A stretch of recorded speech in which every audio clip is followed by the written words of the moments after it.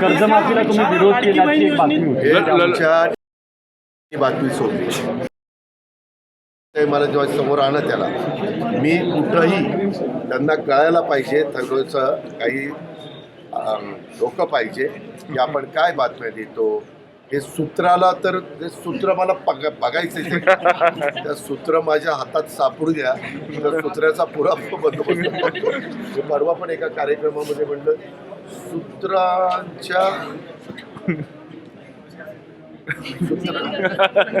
सूत्राला एक जीवन गौरव द्या असं नाही पाहिजे. आम्ही असं कधीच म्हणणार नाही. आम्ही शेतकरी ज्या ज्या ठिकाणी शेतकऱ्याला मदत होईल अशा प्रकारच्या गोष्टी करण्याचा आम्ही प्रयत्न करत असतो. महायुतीचं सरकार करत असतं आणि साधारणत खोट्या बातम्या देऊन बदनामी करण्याचा प्रयत्न जे कोणी बातमीदार करतात आम्हालाही वाटतं की बाबा ह्यांनी आमच्यावर राग व्यक्त करण्याच्या करता कुणाची काही सुपारी बिपारी घेतली का काय.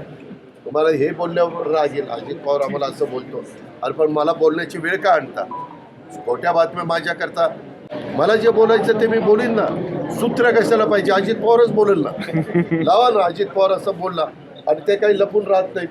म्हणजे तुमच्यासमोर बोलल्यानंतर आपल्या कॅमेऱ्यामध्ये कैदच होतं.